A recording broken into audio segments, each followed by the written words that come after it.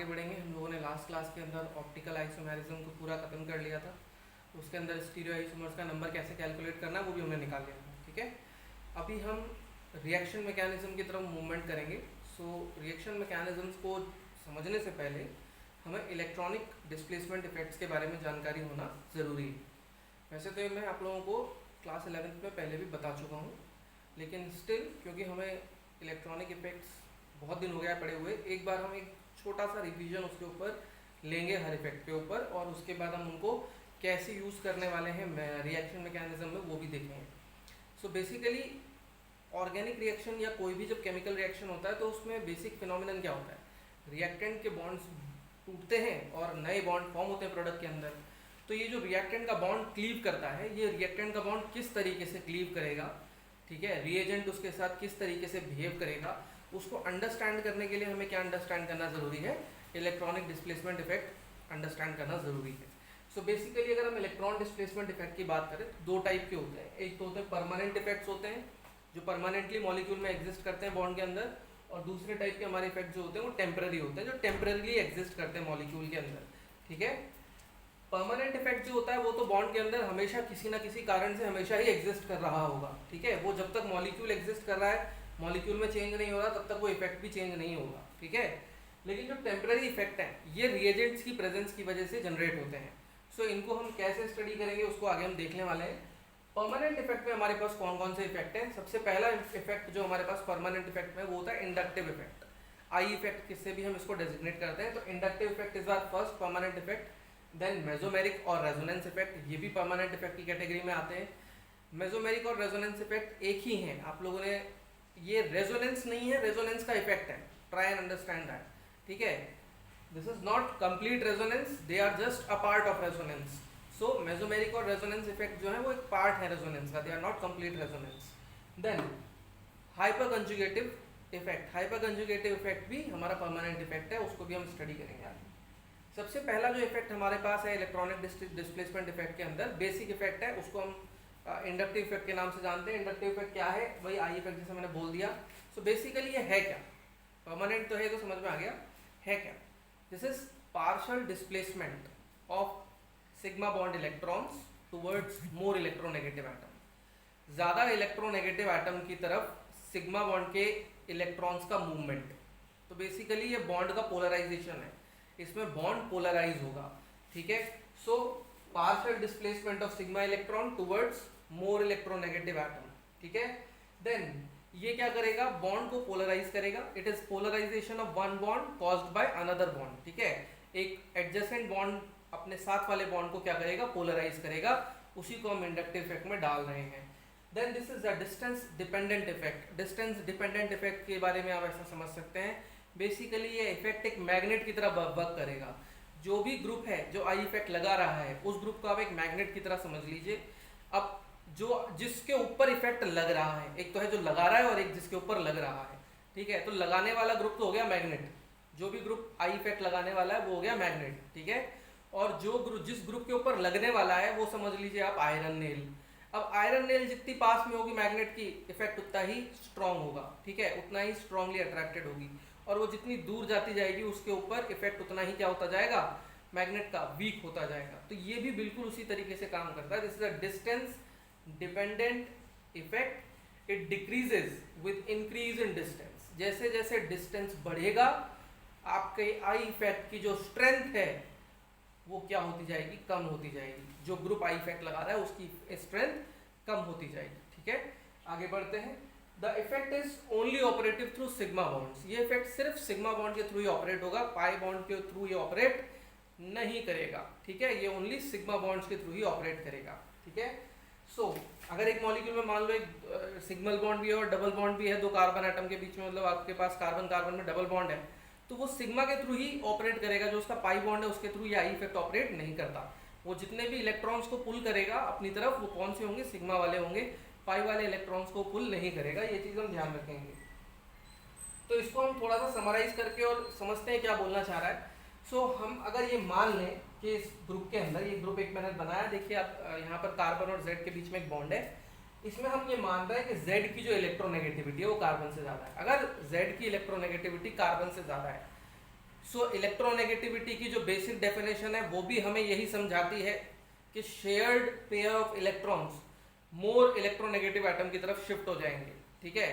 तो जेड ज़्यादा इलेक्ट्रोनेगेटिव बोल दिया है मैंने कार्बन से, तो जो कार्बन और जेड का शेयर्ड पेयर है वो किधर शिफ्ट हो जाएगा, जेड की तरफ। और आई इफेक्ट भी हमें यही समझाता है कि सिग्मा बॉन्ड के जो इलेक्ट्रॉन्स हैं उनका मूवमेंट किस तरफ होगा, जेड की तरफ होगा। तो अब आप देखें यहाँ पर ये जो सिग्मा बॉन्ड है इसमें बॉन्ड के अंदर इलेक्ट्रॉन्स का मूवमेंट किस तरफ होगा, जेड की तरफ होगा। अगर जेड की तरफ इलेक्ट्रॉन्स का मूवमेंट होगा या जेड पार्शियली इलेक्ट्रॉन्स को अपने पास ले लेगा तो उसके पास क्या आ जाएगा, एक पार्शियल नेगेटिव चार्ज आ जाएगा। पार्शियली लिया है, इलेक्ट्रॉन्स कभी भी अपनी एटॉमिक ऑर्बिटल लीव नहीं करते हैं किसके अंदर, आई इफेक्ट के अंदर। This is just a partial displacement, ठीक है। अभी भी कार्बन का इलेक्ट्रॉन कार्बन की ऑर्बिटल में ही है, सिर्फ जेड की तरफ थोड़ा सा चला गया है, जेड ने उसको थोड़ा अपनी तरफ पुल किया है, अपनी एटॉमिक ऑर्बिटल उसने लीव नहीं करी है इलेक्ट्रॉन ने। ये हम ध्यान रखेंगे, कभी भी आई इफेक्ट के अंदर इलेक्ट्रॉन्स अपनी एटॉमिक ऑर्बिटल लीव नहीं करते। अगर इलेक्ट्रॉन्स एटॉमिक ऑर्बिटल लीव कर देगा तो क्या होगा, कंप्लीट पॉजिटिव आ जाएगा, कार्बोकेटायन बन जाएगा, ठीक है। और जिसके ऊपर जाएगा वो इलेक्ट्रॉन उसकी ऑर्बिटल में चला जाएगा तो उस पर वो एनायन बन जाएगा। सो यहाँ पे कंप्लीट ये कार्बोकेटायन नहीं बना है, कंप्लीट पॉजिटिव चार्ज नहीं आया है, इस पे भी कंप्लीट नेगेटिव नहीं आया है। They are just partial, they are just showing the attraction by Z, ठीक है ना, कि जेड इन इलेक्ट्रॉन्स को अपनी तरफ अट्रैक्ट कर रहा है, तो इसने पार्शियली गेन किया, कंप्लीटली गेन नहीं कर रहा है ये। तो डेल्टा नेगेटिव और ये क्या हो गया, डेल्टा पॉजिटिव, ठीक है। अब क्योंकि भाई जेड ने इलेक्ट्रॉन्स को अपनी तरफ पुल किया है तो इस तरीके के ग्रुप्स को हम क्या बोल देते हैं, इलेक्ट्रॉन विड्रॉइंग ग्रुप्स, ठीक है। तो जेड हमारा क्या हो गया, इलेक्ट्रॉन विड्रॉइंग ग्रुप्स, यानी कि ग्रुप हो गया, यानी कि क्या हो गया, माइनस आई इफेक्ट ग्रुप हो गया। माइनस आई भाई तुम एक सिंपल सा फंडामेंटल समझ सकते हो, जैसा एटम के ऊपर चार्ज डेवलप होता है या ग्रुप के ऊपर चार्ज डेवलप होता है, जैसा एटम या ग्रुप के ऊपर चार्ज डेवलप होता है वैसा ही उसका इफेक्ट होता है। अगर पॉजिटिव चार्ज डेवलप हो रहा है तो प्लस आई, और अगर नेगेटिव चार्ज डेवलप हो रहा है तो माइनस आई, ये समझने के लिए, ठीक है ना। और हो भी वही रहा है, क्योंकि इलेक्ट्रॉन्स पुल करोगे तो आपके ऊपर नेगेटिव चार्ज आ जाएगा, ग्रुप के ऊपर नेगेटिव चार्ज आ जाएगा, जो ग्रुप इलेक्ट्रॉन्स को पुल करेगा उस पर नेगेटिव चार्ज डेवलप हो जाएगा। सो यानी वो एक इलेक्ट्रॉन विड्रॉइंग ग्रुप है, यानी वो माइनस आई ग्रुप है।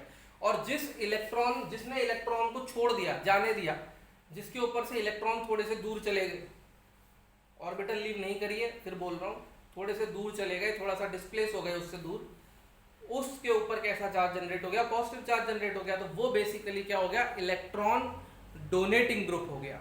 और उसके ऊपर कैसा चार्ज है, पॉजिटिव चार्ज है, डेल्टा पॉजिटिव पार्शियल पॉजिटिव, तो ये क्या हो गया, प्लस आई ग्रुप कंसिडर किया जाएगा।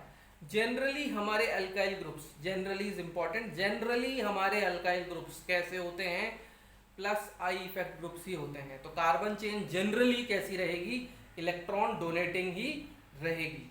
तो यहाँ पर ये कार्बन जो है ये इलेक्ट्रॉन डोनेटिंग है, और यहाँ पर ये जेड जो है ये इलेक्ट्रॉन विड्रॉइंग है, ठीक है। ये प्लस आई ग्रुप है, ये माइनस आई ग्रुप है। आई इफेक्ट का ये एक मतलब आप हमेशा ध्यान रखें कि अगर एक चेन में माइनस आई ग्रुप लगा है तो वहाँ प्लस आई भी लगा हुआ है, अगर प्लस आई लगा है तो वहाँ माइनस आई, मतलब कोई लेगा तो ही तो इलेक्ट्रॉन देंगे, ठीक है। तो इसीलिए दोनों ग्रुप एक साथ मौजूद रहते हैं, प्लस आई ग्रुप भी मौजूद रहता है, माइनस आई भी मौजूद रहता है, ठीक है।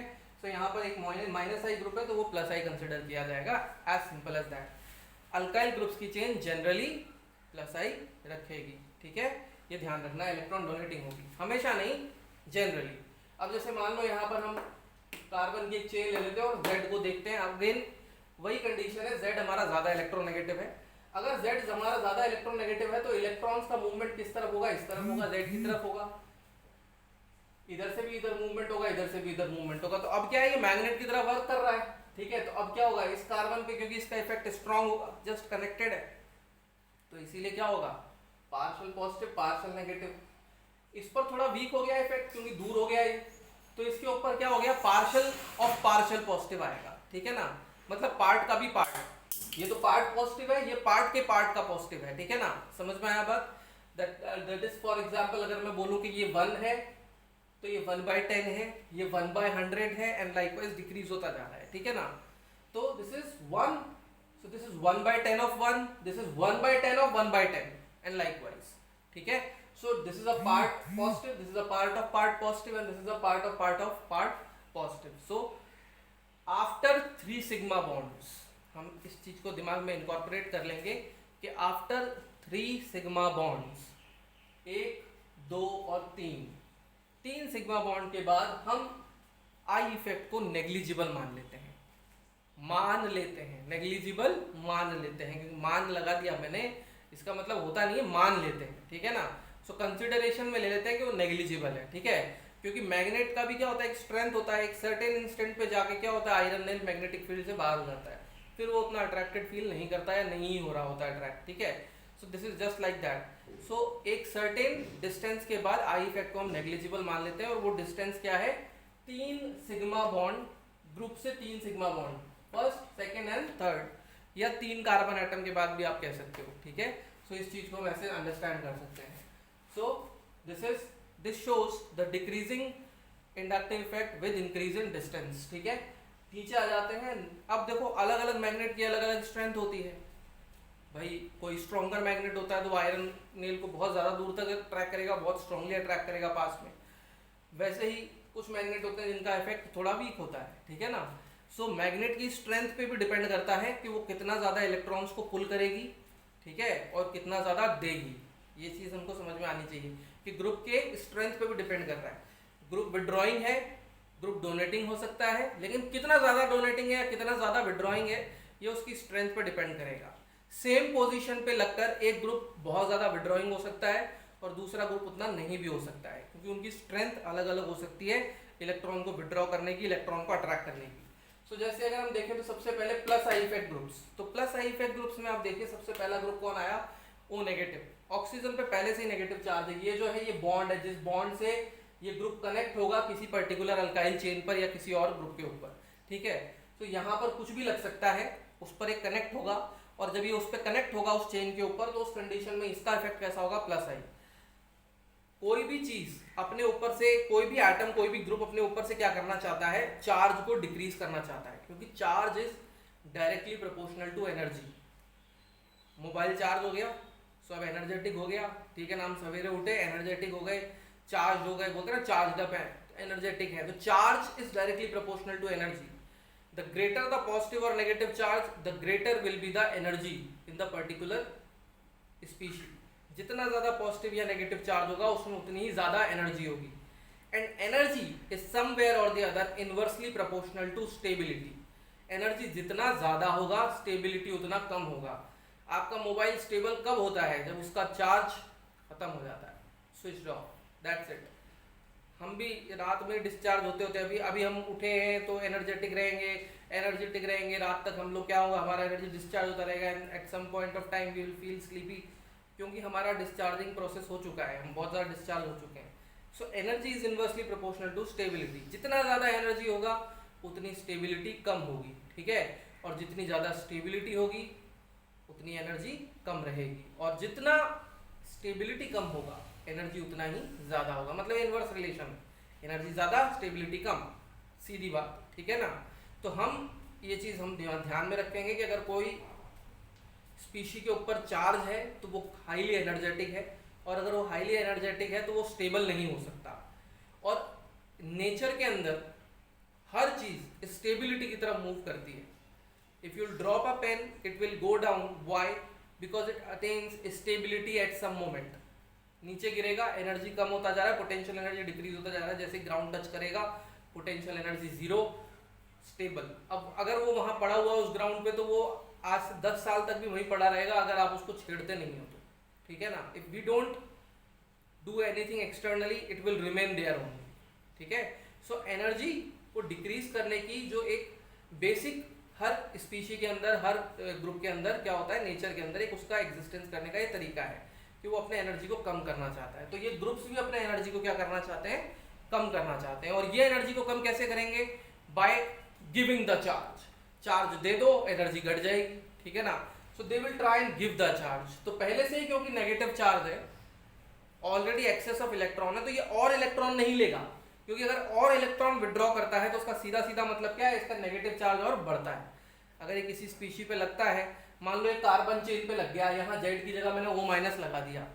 अब अगर मैंने यहाँ O- लगा दिया तो ये प्लस आई शो करेगा या माइनस आई शो करेगा, ये प्लस आई ही शो करेगा। कारण क्योंकि जैसे ही आपने यहाँ O- लगाया O माइनस क्या और इलेक्ट्रॉन गेन करना चाहेगा कार्बन चेन के? नहीं करना चाहेगा। हालांकि ऑक्सीजन ज़्यादा इलेक्ट्रोनेगेटिव है, लेकिन क्योंकि उसके ऊपर ऑलरेडी एक्सेस में नेगेटिव चार्ज है, वो और कार्बन चेन के इलेक्ट्रॉन को लेना नहीं चाहेगा। इनफैक्ट उसके नेगेटिव चार्ज और बॉन्ड पेयर के इलेक्ट्रॉन्स में क्या क्रिएट होना चालू हो जाएगा? Repulsion. So it will be basically throwing away the electrons. ठीक है, तो ये एक डोनेटिंग ग्रुप की तरह काम करेगा। इसी तरीके से COO नेगेटिव भी डोनेटिंग इफेक्ट की तरह काम करेगा। Then the greater the number of carbon on alkyne chain, आप अगर CCH3 होल थ्राइस लेते हैं ज्यादा प्लस आई शो करेगा। ठीक है, then this is greater than this and likewise. ठीक है, CD3 is going to be greater than CH3, क्योंकि कार्बन ड्यूटेरियम का जो बॉन्ड होता है it is more polar than carbon hydrogen bond. Deuterium की इलेक्ट्रोनेगेटिविटी और कम होती है, तो ज़्यादा पोलर हो जाता है। ज़्यादा पोलर हो जाता है तो उस कंडीशन में ज़्यादा डोनेशन करता है। ठीक है, so carbon deuterium bond is more polar than carbon hydrogen bond and hence it is more donating than CH3। ये हम ध्यान रखेंगे। ठीक है, लाइकवाइज इसी तरीके से माइनस आई इफेक्ट का ऑर्डर है। ठीक है, अब यहाँ पर देखो जैसे मैंने बोला नेगेटिव चार्ज आया तो क्या हो गया? डोनेटिंग हो गया। तो पॉजिटिव चार्ज आया तो क्या हो गया? विड्रॉइंग हो गया। क्योंकि ये पॉजिटिव चार्ज बेसिकली क्या है? एक्सेस ऑफ बॉन्ड बनने की वजह से बना है। अब ये मॉलिक्यूल क्या है? चाहेगा कि अपना बॉन्ड खत्म करे या अपने पॉजिटिव चार्ज को खत्म करे। किसी भी हाईली इलेक्ट्रोनेगेटिव एटम के ऊपर पॉजिटिव चार्ज हाईली अनस्टेबल होता है। अगर एक इलेक्ट्रोनेगेटिव एटम है, जैसे फ्लोरीन है, ऑक्सीजन है, नाइट्रोजन है, क्लोरीन है, ठीक है, ये हाईली इलेक्ट्रोनेगेटिव एलिमेंट्स की कैटेगरी में आते हैं। ये नेगेटिव चार्ज को तो ले लेते हैं, उनको तो ये बियर कर लेते हैं, लेकिन पॉजिटिव चार्ज बियर कर पाना इनके लिए मुश्किल ही नहीं, बहुत ही ज़्यादा नामुमकिन है। ये उसको नहीं ग्रैब कर पाते या उसको नहीं रख पाते, और ये उस पॉजिटिव चार्ज को ख़त्म करने की भरपूर कोशिश करते हैं। क्यों? क्योंकि ये बहुत ज़्यादा इलेक्ट्रोनेगेटिव है। सो इसी वजह से पॉजिटिव चार्ज अगर किसी स्पीशी पे आ गया, एक होता है ना शेर बड़ा खतरनाक होता है, खा देता है, और एक होता है भूखा शेर। ठीक है, तो दोनों में फर्क है, दोनों ही शेर हैं, लेकिन these are the hungry lions. समझ में आया बात? ये और ज़्यादा खतरनाक है, और ज़्यादा स्ट्रॉन्ग विड्रॉइंग ग्रुप्स हैं। तो पॉजिटिव चार्ज अगर किसी ग्रुप पे लगा हुआ है तो वो और ज़्यादा इलेक्ट्रॉन विड्रॉइंग हो जाएगा। तो this is a highly electron withdrawing group. Then उसके बाद OH2 पॉजिटिव, देन उसके बाद NR3 positive, and then there is a whole list you can go along. ठीक है, आपको ये बेसिकली कुछ हद तक इलेक्ट्रोनेगेटिविटी से भी हम इसका आइडिया ले सकते हैं, लेकिन ये ग्रुप की लिस्ट आपको ध्यान होनी चाहिए। ये पूरा इफेक्ट आपको ऑर्डर जो है याद होना चाहिए। ठीक है, इतना सारा याद करना लगेगा कि बहुत मुश्किल है, कोई मुश्किल नहीं है। आप बार बार प्रैक्टिस करें, क्वेश्चंस प्रैक्टिस के साथ साथ अपने आप एक आइडियोलॉजी तो डेवलप हो ही जाती है। कुछ चीज़ें क्वेश्चन करते समय मैं भी आपको सिखाऊंगा कि कैसे हम याद रख सकते हैं कि किसका ज़्यादा है और किसका कम है। जैसे अगर कोई आपसे पूछता है कि भैया NH2 पॉजिटिव का ज़्यादा होगा, सॉरी NH3 पॉजिटिव का माइनस आई ज़्यादा है या NH2 का, तो अब NH3 पॉजिटिव और NH2 दोनों ही नाइट्रोजन ग्रुप्स हैं, लेकिन ये शेर है और ये भूखा शेर है। क्यों? क्योंकि इस पे ऑलरेडी पॉजिटिव चार्ज आ चुका है, हंग्री लायन है ये। ठीक है ना, इसके ऊपर ऑलरेडी पॉजिटिव चार्ज है, ये ज़्यादा विड्रॉ करेगा क्योंकि ये इलेक्ट्रोनेगेटिव एटम है और इसको पॉजिटिव चार्ज बियर करना पसंद नहीं है। ठीक है, तो ये ज़्यादा विड्रॉइंग होगा। अब अगर आपसे कोई पूछ लेता है कि भाई बताओ NO2 ज़्यादा विड्रॉइंग है या CN ज़्यादा विड्रॉइंग है, तो अब देखो यहाँ नाइट्रोजन और दो ऑक्सीजन। ठीक है, तो नाइट्रोजन प्लस 2 ऑक्सीजन मिलके क्या हो गए? काफ़ी ज़्यादा इलेक्ट्रोनेगेटिव ग्रुप ही है। और CN में ट्रिपली बॉन्डेड कार्बन है जो विड्रॉइंग कर रहा है। ट्रिपली बॉन्डेड कार्बन की जो इलेक्ट्रोनेगेटिविटी होती है वो बेसिकली कितनी रह जाती है? लगभग 3.25 के आसपास होती है। ठीक है ना, सिंगली बॉन्डेड नाइट्रोजन की इलेक्ट्रोनेगेटिविटी जो होती है वो कितनी होती है? 3 सिंगली बॉन्डेड sp3 नाइट्रोजन ना, यहाँ पर NO2 में नाइट्रोजन sp3 नहीं है, इट इज sp2। और जैसे ही S कैरेक्टर बढ़ता है उसकी इलेक्ट्रोनेगेटिविटी बढ़ जाती है। तो doubly bonded nitrogen is more electronegative than triply bonded carbon. इसी वजह से, और क्योंकि दो ऑक्सीजन भी सपोर्टिंग में, तो विड्रॉइंग नेचर बढ़ गया। ठीक है, सो ऐसे हम ले सकते हैं। हेलोजेंस में देखो तो फ्लोरीन, ब्रोमाइन और आयोडीन के अंदर अगर देखोगे तो जैसे जैसे इलेक्ट्रोनेगेटिविटी घट रही है वैसे वैसे आई इफेक्ट की स्ट्रेंथ घट रही है। ठीक है, so this is one of the understanding जिसके थ्रू हम जा सकते हैं और इस ऑर्डर को याद रख सकते हैं। लेकिन हर जगह ये अंडरस्टैंडिंग काम नहीं करेगी, इसीलिए मैं बोल रहा हूँ कि आपको याद भी रखना पड़ेगा। ठीक है, कुछ चीज़ें आपको याद रखनी पड़ेगी, उनके एक्सप्लेनेशंस अलग हैं, हम अभी एक्सप्लेनेशंस में डाइव इन नहीं करेंगे, हमें ये ग्रुप्स के ऑर्डर याद रखने हैं। अब अगर आप यहाँ पे देखें तो इनके अंदर देखिए, जैसे ये आपका NH2 ग्रुप है, तो अगर मैं बोलूँ कि ये NH2 कैसा कैसा इफेक्ट लगाएगा ये ग्रुप, प्लस आई या माइनस आई, तो ये ऑब्वियस है कि ये माइनस आई ग्रुप है। और ये जो पूरी एल्काइल चेन हो जाएगी कैसी हो जाएगी, बेसिकली प्लस आई हो जाएगी। क्यों? क्योंकि ये NH2 में नाइट्रोजन जो है ये कार्बन से क्या है, ज़्यादा इलेक्ट्रोनेगेटिव है। आपको बस यही देखना है कि जो लगा हुआ ग्रुप का एटम है, जो कनेक्टेड एटम है कार्बन से, वो कार्बन से ज़्यादा इलेक्ट्रोनेगेटिव है या कम इलेक्ट्रोनेगेटिव है। तो ज़्यादातर तो ज़्यादा इलेक्ट्रोनेगेटिव ही होंगे, तो इसी वजह से माइनस आई, ये प्लस आई। सिमिलरली यहाँ पर देखो हंग्री लॉयन माइनस आई, ठीक है, अगेन माइनस आई। अच्छा, अब इन दोनों में जैसे कंपेयर करना होगा, OH2 पॉजिटिव और NH3 पॉजिटिव में ज़्यादा कौन हंग्री, तो दोनों ही तो हंग्री लॉयन है, लेकिन इसमें ऑक्सीजन क्या है, ज़्यादा इलेक्ट्रोनेगेटिव है नाइट्रोजन से, तो इसीलिए इसका माइनस आई और स्ट्रॉन्गर हो जाएगा, ठीक है। So this will be having stronger minus I, clear. Then this is a plus I group, ठीक है, then this is a plus I group and this is your minus I group, and this is how we can go along. तो हम ये चीज़ ध्यान रख सकते हैं। तो this is your inductive effect, brief में है। हम इसकी एप्लीकेशंस और जो बाकी इफेक्ट है उनकी एप्लीकेशंस एक साथ करेंगे प्रॉब्लम्स के अंदर। सो आप लोग आगे के इफेक्ट जो मैंने 11th के नोट्स दे रखे हैं उनमें भी आप पढ़ सकते हैं और गो थ्रू कर सकते हैं वापस से। That's it.